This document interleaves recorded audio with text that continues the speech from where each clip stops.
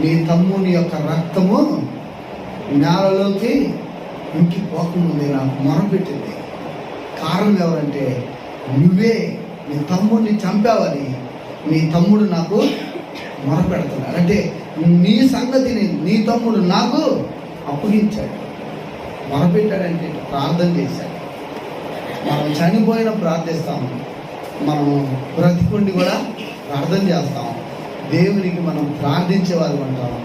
మన ఆటంకాలను, అవసరతలను, శత్రువులను కూడా అప్పగించడమే మన బాధ్యత కానీ దాని మీద యుద్ధం చేసేటువంటి బాధ్యత మనది కాదు.